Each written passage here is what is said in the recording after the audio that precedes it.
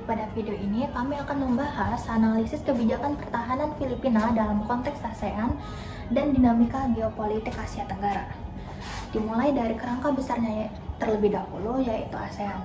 ASEAN dibentuk pada tahun 1967 melalui Deklarasi Bangkok yang terdiri dari 5 negara pendiri, yaitu Indonesia, Malaysia, Filipina, Singapura, dan Thailand.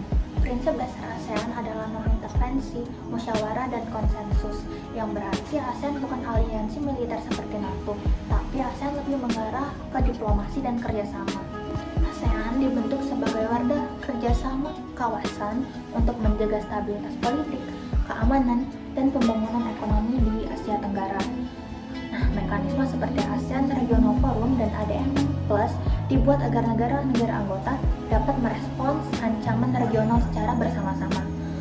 Namun, dalam beberapa tahun terakhir, banyak ahli yang menilai bahwa sentralitas ASEAN melemah, terutama ketika kawasan dihadapkan pada rivalitas Amerika Serikat dan China.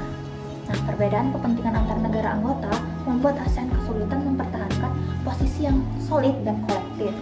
Akibatnya, beberapa negara termasuk Filipina lebih memilih pendekatan kebijakan luar negeri yang bersifat bilateral atau independen di luar mekanisme ASEAN ketika menyangkut isu kedaulatan dan keamanan nasional. Nah, teman-teman, tadi telah dibahas bahwasannya ASEAN ini terdiri dari beberapa negara pendiri dan Filipina sebagai salah satu founding father. Hal ini dibuktikan dari penandatanganan Deklarasi Bangkok pada tahun 1967. Nah, dalam beberapa dekade terakhir, posisi Filipina di tingkat global dan regional sangat dipengaruhi oleh isu Laut China Selatan karena berbatasan dengan Filipina, West Philippine Sea, serta dinamika geopolitik antara kekuatan besar yang ada di kawasan ASEAN. Hal ini memaksa Filipina untuk menyeimbangkan antara kepentingan nasional, diplomasi kawasan atau ASEAN, serta aliansi eksternalnya. Next, ada kebijakan luar negeri Filipina. Belakangan ini lebih aktif mengejar kerjasama pertahanan dan keamanan dengan negara-negara sahabat di luar ASEAN, misalnya dengan Amerika Serikat dan juga Jepang. Sebagai respon terhadap ancaman di kawasan maritim, hal ini menunjukkan bahwa Filipina tidak semata-mata bergantung pada ASEAN saja. Nah, jika kita tarik patternnya, Filipina tetap anggota aktif ASEAN, tetapi dalam konteks pertahanan dan juga keamanan, karena keterbatasan dari kekuatan domestik dan meningkatnya ancaman di Laut China Selatan, Filipina lebih memilih strategi luar negeri yang pragmatis, yang dimana memandukan antara diplomasi regional dengan aliansi bilateral atau multilateral di luar ASEAN.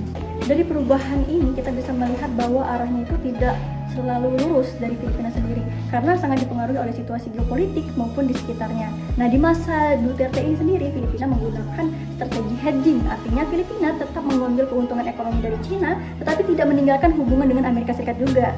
Nah, cara ini tuh bisa membuat kebijakan dalam kepentingan itu bisa dijaga gitu kan, bisa dekat dengan AS dan juga bisa dekat sama China juga. Namun ketika di kepemimpinan Marcos Jr, Filipina ini mulai bergerak nih ke arah balancing, di mana mereka itu memperkuat kerjasama militer dengan Amerika Serikat dan juga negara-negara sekutunya. Hal ini terlihat dari meningkatnya latihan militer bersama dalam sektor pertahanan seperti Enhanced Defense Cooperation Agreement atau EDCA dengan Amerika Serikat yang memberikan akses bagi militer AS ke beberapa pangkalan di Filipina untuk latihan bersama hingga penguatan keamanan maritim. The Philippines just made a huge move, EDCA bases.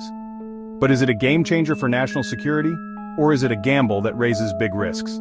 EDCA means Enhanced Defense Cooperation Agreement, a security pact between the Philippines and the United States, its main partner.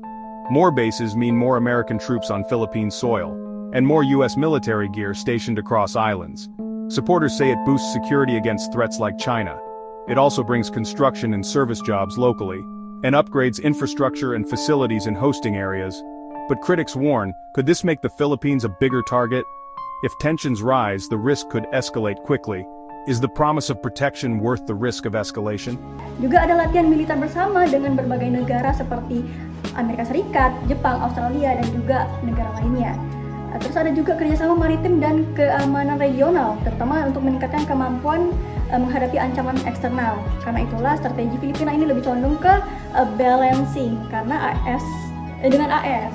Karena mereka itu ingin memperkuat pertahanan dan kemitraan keamanan dengan Amerika Serikat. Nah, konsep strategi ini digunakan sebagai langkah realistis negara Filipina untuk menghadapi ancaman yang semakin sering terjadi di Laut Cina Selatan sekarang ini. Selanjutnya, analisis dari kami adalah ada beberapa tantangan terbesar yang dihadapi oleh Filipina dalam membentuk kebijakan pertahanannya. Yang pertama adalah ketergantungan pada aliansi eksternal, yang terutama di sini adalah Amerika Serikat. Karena hal ini dapat membatasi ruang gerak diplomasi independennya dan juga menurunkan otonomi kebijakan luar negerinya.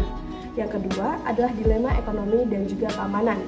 Jika Filipina semakin keras terhadap Cina, maka resiko terganggunya investasi dan juga hubungan ekonomi menjadi cukup lebih besar. Yang ketiga adalah resiko eskalasi di Laut Cina Selatan. Tindakan saling klaim dan juga operasi militer dapat memicu insiden di lapangan dan juga membahayakan stabilitas kawasan. Yang terakhir, yang keempat adalah Filipina juga menghadapi dilema identitas di ASEAN.